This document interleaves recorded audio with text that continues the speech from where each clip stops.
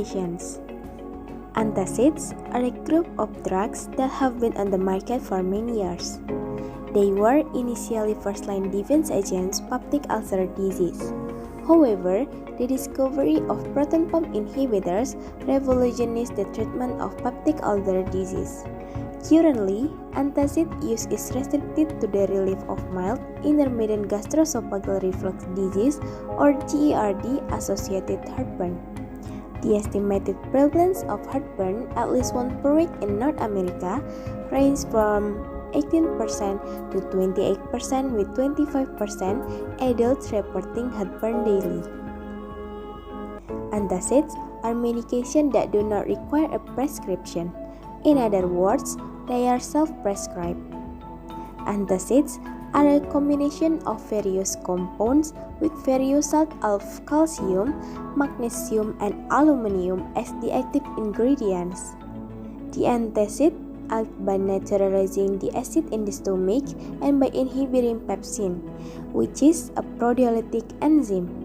Each of these cationic salts has a characteristic pharmacological property that determines its clinical use. Antacids have therapeutic use for the following heartburn symptoms in GERD. They are 1. Duodenal and gastric ulcers, 2.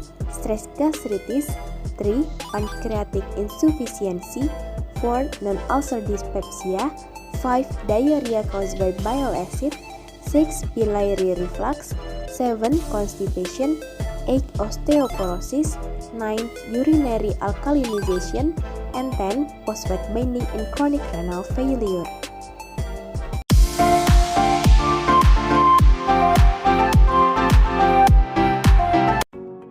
Mechanism of action. The antacid reduces the acid reaching the duodenum by neutralizing the acid present in the stomach. The main objectives are alleviating pain, relieving pylorospan, avoid digestion and corrosion by acid chyme. The salt's mechanism of neutralization of acid varies, and each salt has a different mechanism with the ultimate goal of acid neutralization. Calcium salt neutralizes gastric acidity, resulting in increased gastric and duodenal bulby pH. They additionally inhibit the proteolytic activity of pepsin if the pH is greater than 4 and increase lower esophageal sphincter tone. The calcium released from calcium carbonate is now increased peristalsis in the esophagus, passing the acid into the stomach and provide relief from symptoms of the heartburn. The calcium salts also form combined insolubly compound with DRT bisulfate and prevent the absorpting of later. The acid neutralizing mechanism of antacid is well understood as mentioned above. Addition to this other mechanism add to the alkaloid healing properties of this class of drugs. The extract mechanism is still unclear, but it is believed to be a combination of the first ability to promote agionesis, the second bind to bile acid, the third inhibit peptic activity, and the last suppress Helicobacter pylori growthy administration.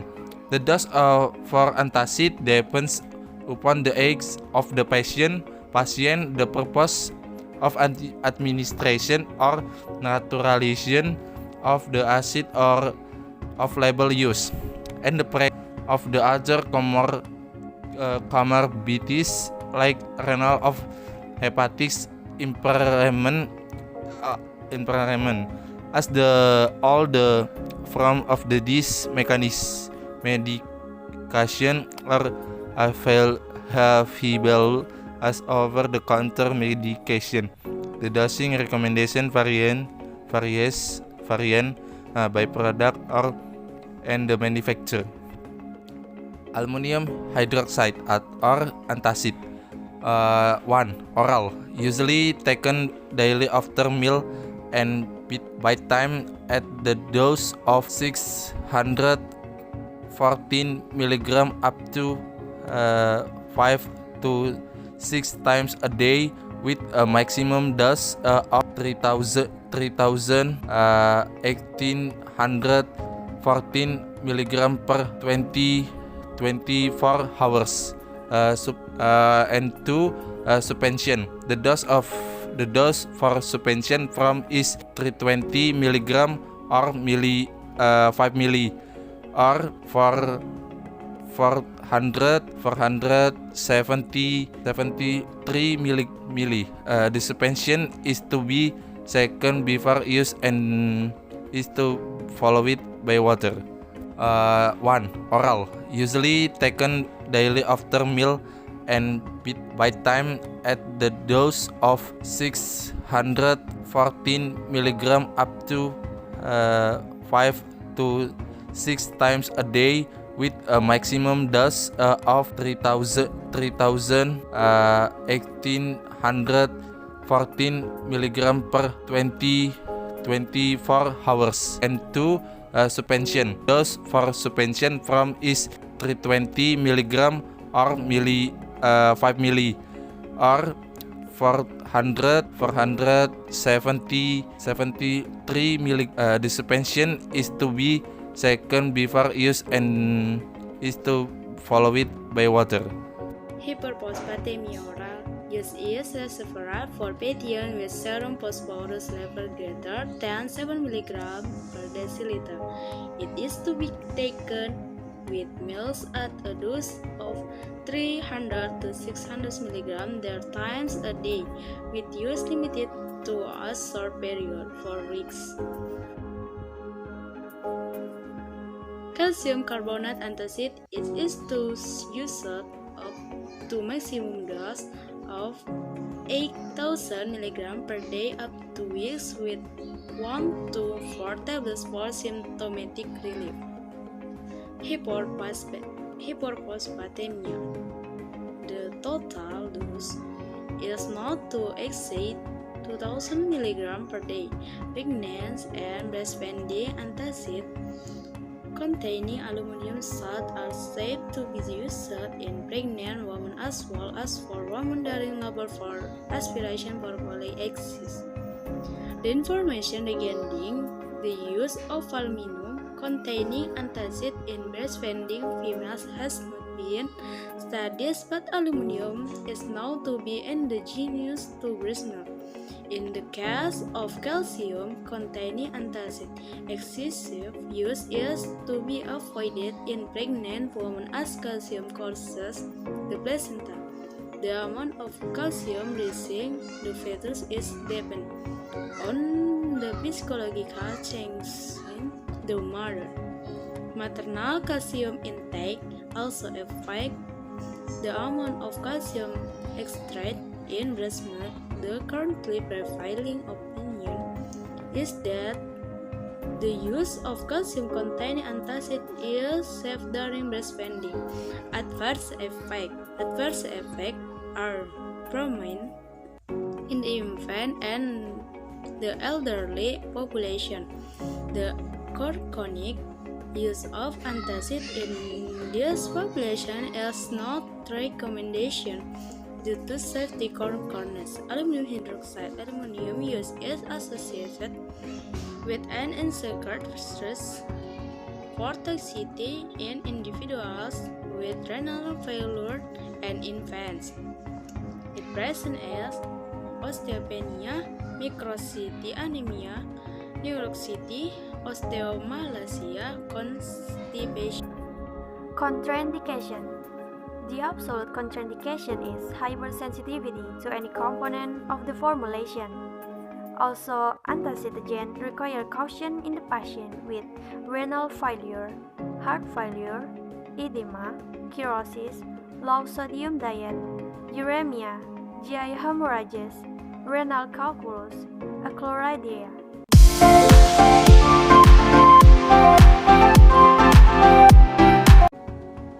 Aluminium hydroxide. The formulation of aluminium hydrochloride and water results in the neutralization of the acid in the stomach. It is also known to inhibit pepsin activity. Aluminium hydroxide is complex with a sulfated polysaccharide sucrose octasulfate to form sucralfate.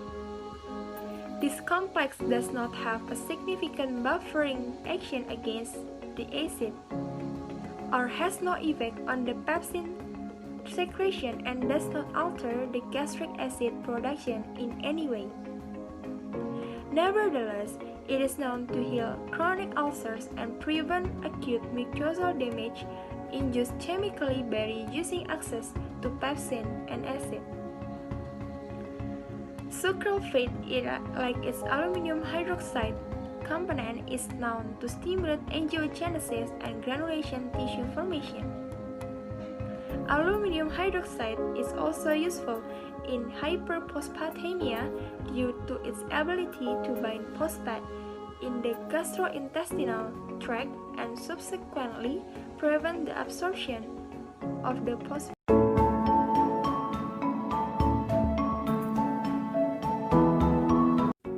Monitoring.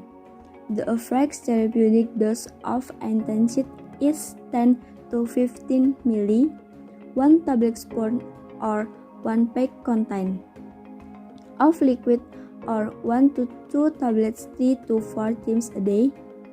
Periodic monitoring of calcium and perverse plasma construction is a suggested practice in patients of chronic therapy. Toxicity. No information is available regarding toxicity caused by aluminum strap and calcium strap containing antacid. However, antacids are to be used consciously in the high-risk population mentioned above. Enhancing healthcare teams' outcomes. Antacids are available as over-the-counter medication, meaning that patients do not require a prescription to obtain them. This situation results in the improper use of this medication with little to no relief of symptoms. There is a need to educate patients regarding the import of a correct mode of administration, time of administration, and dosage for the prompt and prolonged relief of symptoms. This medication only provides symptomatic relief, which may mark an underlying disorder, but lack of awareness in this regard delays diagnosis in health conditions like GERD, peptic ulcer, gastric ulcer, and hiatal hernia. Although these medications do not cause toxicity in high dose, it is imperative to understand their interaction with other medicine, especially in patients of polypharmacy. Nursing can verify drug use, one intake, and at each exam and report to the treating physician. Pharmacists will encounter patients in the retail pharmacy and can counsel and educate patients on the advantages and pitfalls of intensive therapy and inform the patient treating physician if there any issues, drug interaction, for example. Even a medication as apparently benign of OTC antacid can have significant effects on patient health, and the interprofessional team needs to work together and communicate to achieve positive outcomes.